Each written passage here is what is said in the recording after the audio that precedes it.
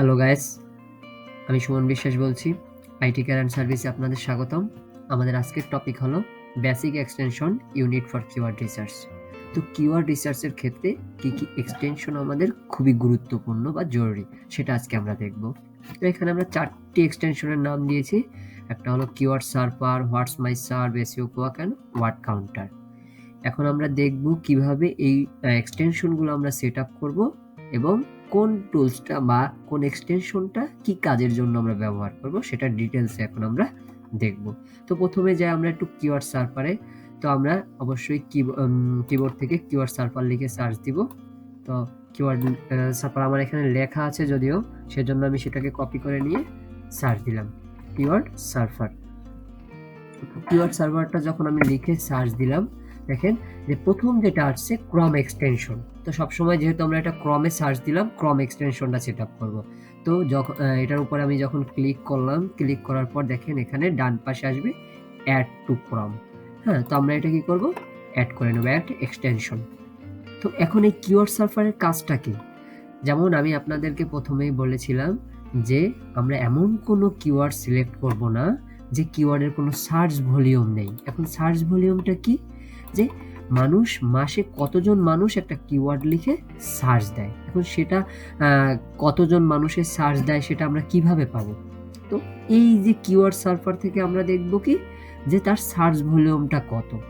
যদি এর দেখায় যে আমার সার্চ ভলিউম আছে, তাহলে আমরা মনে করব তার সার্চ ভলিউম আছে। আর যদি দেখি যে সার্চ ভলিউম 0, তাহলে সেই কিওয়ার্ডটা নিয়ে আমরা কাজ করব না। তো এখন এটা কাজ করে কিনা সেটা আমরা একটু চেক করি। তো আমরা লিখে সার্চ দেই, যেমন ধরেন যে কোনো কিছু লিখে সার্চ দিতে পারি যে হাউ টু, ধরেন আমি সার্চ দিলাম হাউ টু, কি লিখবো, হাউ টু, যেমন how to use keyword server, ধরেন এটা লিখে আমি সার্চ দিলাম। তো লিখে সার্চ দেওয়ার পর দেখেন এখানে একটা আপনার যে সার্চ ভলিউম দেখাবে। এখন দেখেন এখানে দেখাচ্ছে যে না, মানে কি আমার কোনো সার্চ ভলিউম নাই। আপনি চাইলে কিন্তু এখানে কান্ট্রিও সিলেক্ট করতে পারবেন। যেমন আমি ধরেন এটা বাংলাদেশ দেওয়া আছে, আমি দিলাম ধরেন ইউনাইটেড স্টেট দিলাম। দেখা যাক ইউনাইটেড স্টেটে আসে কিনা। এই যে ইউনাইটেড স্টেট অফ আমেরিকা। তো এটা সিলেক্ট করার পর দেখা যাচ্ছে যে 20টা আমার সার্চ ভলিউম আছে। তো ধরেন এটা কিন্তু একটা কিওয়ার্ড। তো আমি দেখলাম যে কি আসলে কিওয়ার্ড সার্ভারের কাজটা কি, যে আমার এখানে যে সার্চ ভলিউম কত আছে সেটা আমাকে দেখাচ্ছে। এবার দেখেন আমি সেকেন্ড যেটা লিখলাম সেটা হলো আপনার হোয়াটসমাইসার্প। এখন এই হোয়াটসমাইসার্পটাও আমি সেম ভাবে লিখে কি করব, সার্চ দিব। তো হোয়াটসমাইসার্পটা আমি যেহেতু আমার লেখা আছে আমি আবার কপি করে নিলাম, কপি করে নিয়ে আবার সার্চ দিলাম। দেখেন এবার দেখেন এই যে হোয়াটসমাইসার্প আসছে কি, ক্রম এক্সটেনশনটা আসছে। তো আমি এটাকে ক্লিক করে সেম ভাবে কি করব, এক্সটেনশনটা অ্যাড করে নিব। তো অ্যাড করে নেওয়ার পরে যদিও একটু ক্রমে আপনার এই যে হোয়াটসমাইসার্পটা একটু সেট আপ করার বিষয় আছে, সেটা আমরা একটু পরে দেখব। আমি একটু পিন করে নিলাম। দেখেন এখন এই হোয়াটসমাইসার্পের কাজটা কি, যেমন আমরা যে কিওয়ার্ডটা লিখে সার্চ দিব, যেমন এই যে কিওয়ার্ডটা লিখে সার্চ দিলাম how to use keyword server, আমি কিওয়ার্ড সার্ভারটা কিভাবে ইউজ করব। এখন এটার কাজ হলো যে দেখেন এই যে হোয়াটসমাইসার্প এখানে কিন্তু কিছু আসেনি। তার কারণ কি, এটা আমরা সাইন আপ করিনি বা আমাদের এটার কোনো অ্যাকাউন্ট খোলা নেই। এই জন্য আমরা অবশ্যই যেহেতু সাইন ইন করবো যদি আমার অ্যাকাউন্ট থাকে, আর যদি আমার অ্যাকাউন্ট না থাকে তাহলে সাইন আপ করবো। কিন্তু প্রথমত কথা হলো যে কিওয়ার্ড আপনার যে এই যে হোয়াটসমাইসার্পের কাজটা হলো রিলেটেড কিওয়ার্ড আমাদেরকে সাজেস্ট করবে। যেমন দেখেন এটা আমি কিভাবে সেট আপ করবো, প্রথমে একটু সাইন আপ করে নেই। তো সাইন আপের ক্ষেত্রে আমি গেলে দেখেন এখানে গুগল থেকেও করতে পারবেন, মেইল থেকেও করতে পারবেন। তো আমি কি করলাম, একটা মেইল দিলাম এবং মেইল দিয়ে তার পাসওয়ার্ড একটা আমি রাখলাম। তো পাসওয়ার্ড দিয়ে এটাকে কি করলাম, সাইন আপ করে দিলাম।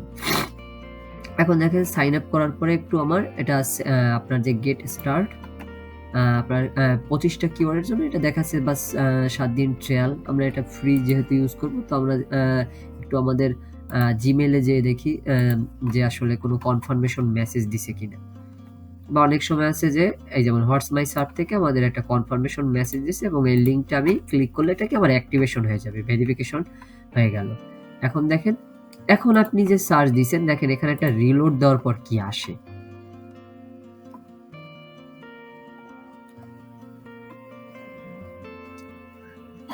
এখন আমরা সাইন আপ করে যদি নেই, এই যে সাইন আপের ক্ষেত্রে এখন দেখেন, এই দেখেন এখানে আমার কি আসলো, রিলেটেড কিওয়ার্ডগুলো চলে আসলো কিন্তু।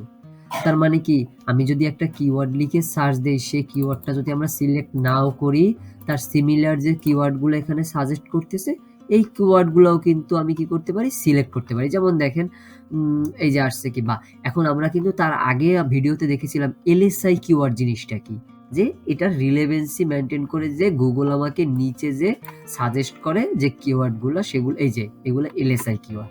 তার মানে কি, এটাকেও আমরা এক ধরনের এলএসআই কিওয়ার্ড হিসাবেই ধরতে পারি, যে আমি যদি একটা কন্টেন্ট লিখি how to use keyword server, সেক্ষেত্রে কি এখানে যে সাজেস্টেড কিওয়ার্ডগুলো আছে, এই কিওয়ার্ডগুলো আমার কন্টেন্টের ভিতরে আমি ইউজ করতে পারি। যেমন দেখেন, আমি যেটা লিখলাম তার কন্টেন্টটার কিওয়ার্ডটার সার্চ ভলিউম হলো 20, বাট দেখেন এখানে কিওয়ার্ড প্ল্যানারের কিন্তু সার্চ ভলিউম 27K, এবং তার সিপিসিটাও আমাকে কিন্তু দেখিয়ে দিচ্ছে 3.84। এখন দেখেন, তার মানে কি এই কিওয়ার্ড প্ল্যানার ওয়ার্ডটা যদি আমার কন্টেন্টের মধ্যে দেই, তার মানে কি এই কিওয়ার্ডটার জন্য আমার কন্টেন্টটা কিন্তু হয়ে গেল।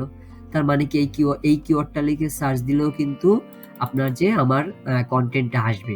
তার মানে কি আমি এলএসআই কিওয়ার্ডও এইগুলো ইউজ করতে পারি, হিসাবে ইউজ করতে পারি। এখন দেখেন গেল কি, তাহলে সার্চ আপনার যে কিওয়ার্ড সার্ভারের কাজ হলো কি, যে আমাকে সার্চ ভলিউম দেওয়া, এবং হোয়াটসমাইসার্পের কাজ হলো আমার কিওয়ার্ড, যে কিওয়ার্ডটা লিখে সার্চ দিব সেই রিলেটেড কিওয়ার্ডগুলো বা এলএসআই কিওয়ার্ডগুলো আমাকে কি সাজেস্ট করা। এখন দেখেন আমরা আরেকটা সম্পর্কে জানবো, সেটা হলো এসইও কোয়াক। এখন দেখেন, আমরা আগের ভিডিওতে জেনেছি আমি যে কিওয়ার্ডটা সিলেক্ট করব, সেই কিওয়ার্ডটা অবশ্যই লো কম্পিটিটিভ হতে হবে। এখন এটা লো কম্পিটিটিভ না হাই কম্পিটিটিভ, ওটা কিভাবে বুঝবো? মানে কি এই মানে সেই যে সাইটটা আমি দেখবো, সেই সাইটটা আসলে অনেক বড় সাইট না ছোট সাইট, সেটা আমি কিভাবে বুঝবো? তো সেটা আমাকে বোঝার জন্য সাহায্য করবে এই এসইও কোয়াকটা, আমাকে সাহায্য করবে। এখন দেখেন, এই এসইও কোয়াক থেকে কিন্তু আমরা অনেক কিছু জানতে পারবো। সেম এক্সটেনশন আগের দুটার মতোই কি আমরা কি করব, এই এসইও কোকটার যে ক্রম এক্সটেনশনটা, এটা আমরা অ্যাড করব। তো এবং এটারও একটু সেটআপের বিষয় আছে, কারণ কি এটাই যা যা আমাদের বাই ডিফল্ট দেখাবে, সেই সবগুলো আমার ইনফরমেশন না জানলেও চলবে। কিন্তু বেসিক্যালি কিছু কিছু এক্সটেনশন মানে আপনার এক্সটেনশন আছে যেগুলো আমার জানা দরকার।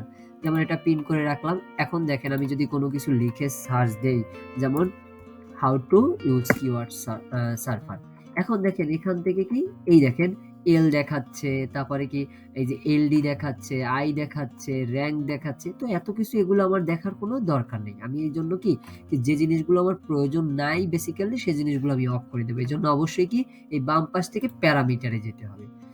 এখন প্যারামিটারে যাওয়ার পরে আমি কি করব, এই যে পেজ সোর্স, তারপরে কি বিইং ইন্ডেক্স জানার দরকার নাই, এগুলো আমার জানার দরকার নাই। এখন দেখেন আমি কোনটা জানবো।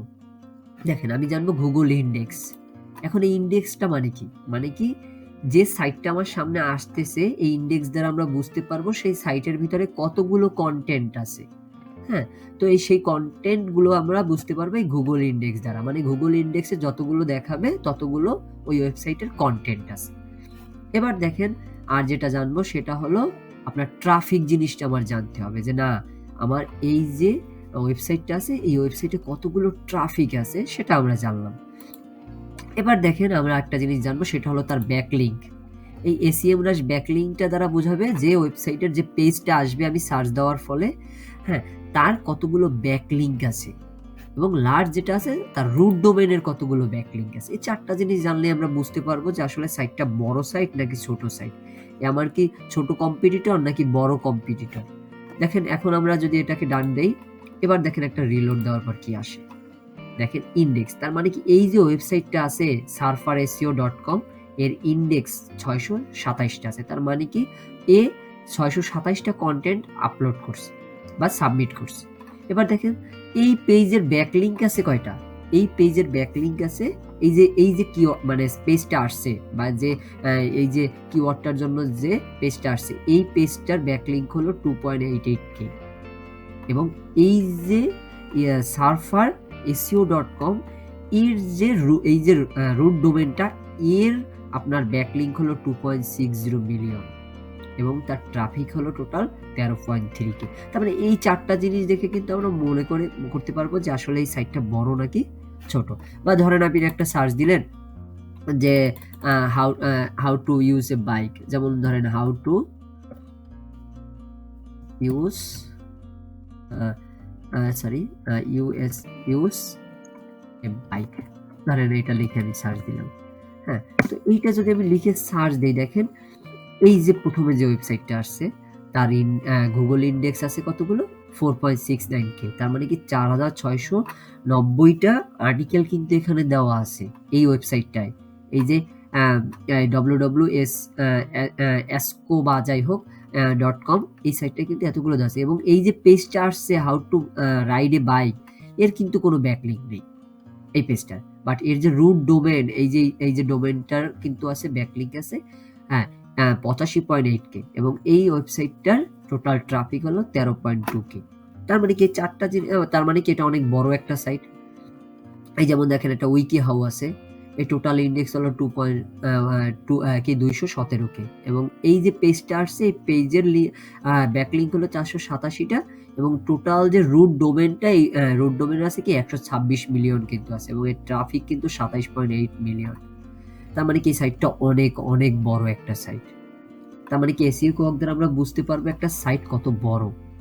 হ্যাঁ, তো এখন দেখেন লাস্ট যেটা আছে সেটা হলো ওয়ার্ড কাউন্টার প্লাস। এখন এই ওয়ার্ড কাউন্টার থেকে আমরা কি করব?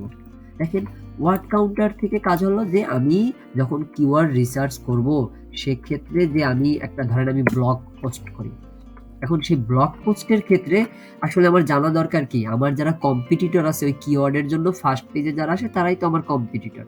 এখন যে কম্পিটিটর যারা আসছে তারা কত ওয়ার্ডের আর্টিকেল দেওয়ার ফলে তারা ফার্স্ট পেজে আসছে। এখন ধরেন এখন আমি যদি না জানি যে আমার কম্পিটিটররা কত ওয়ার্ডের আপনার একটা কন্টেন্ট দিছে, সেক্ষেত্রে কিন্তু আমি পারফেক্ট ভাবে আমার কন্টেন্টটা দিতে পারবো না। যেমন অনেকে আছে যে অনেক কিওয়ার্ডের ক্ষেত্রে আছে যে 2000-1500 করে তারা কি আর্টিকেল দেওয়ার ফলে কিন্তু তারা ফার্স্ট পেজে আছে। এখন আমি যদি তার জন্য একটা 500 ওয়ার্ডের একটা আর্টিকেল লিখি, তার মানে কি আমি কি র্যাঙ্ক করতে পারবো? কখনোই পারবো না। এজন্য অবশ্যই কি ওয়ার্ড কাউন্টটা আমার জানতে হবে যে না, কোন কম্পিটিটর কতগুলো ওয়ার্ড দিয়ে একটা আর্টিকেল লিখছে। তো সেটা জানার ফলে আমার সুবিধা হবে কি, আমিও তার সাথে সিমিলারিটি মেনটেন করে আপনার একটা আর্টিকেল লিখব। যেমন সেটা হতে পারে 200 বেশি দিলে ভালো হয়, বা ওর কাছাকাছি দিলে ভালো হয়, বা একেবারেই যদি আমি কম দেই সেক্ষেত্রে কিন্তু আমার র্যাঙ্ক করা একটু ইম্পসিবল ব্যাপার হয়ে যাবে। তো আমরা এখন সেজন্য কি করবো, এই ওয়ার্ড কাউন্টার প্লাসটা আমি অ্যাড করে নিব। তো সেম ভাবে কি ওয়ার্ড কাউন্টার প্লাস লিখে সার্চ দিলাম, তো এটা আসলো, এবং ক্রম এক্সটেনশনটা আমি কি করলাম, অ্যাড করে পিন করে নিলাম। এখন আমরা একটু দেখব ওয়ার্ড কাউন্টার প্লাসটা কিভাবে কাজ করে। যেমন ধরেন আমি একটা কিওয়ার্ড লিখে সার্চ দিলাম, how to use a bike. এটা লিখে সার্চ দেওয়ার পরে এখন এই যে কিওয়ার্ডটার আকারে যতগুলো পেজ আসছে এরা হলো কি আমার কম্পিটিটর। এখন এই কম্পিটিটরকে আমার বিট করতে হলে তাহলে কি হয়তোবা অ্যাটলিস্ট তারা যত ওয়ার্ডের আপনার যে কন্টেন্টগুলো দিয়েছে, তো তা সেই অনুযায়ী দিতে হবে।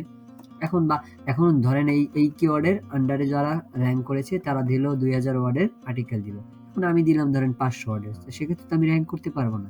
এই জন্য আমার কি করতে হবে, একটু ওয়ার্ড কাউন্টটা চেক করতে হবে। তো প্রত্যেকটা সাইটে আমি কি করলাম, এরকম করে ঢুকবো।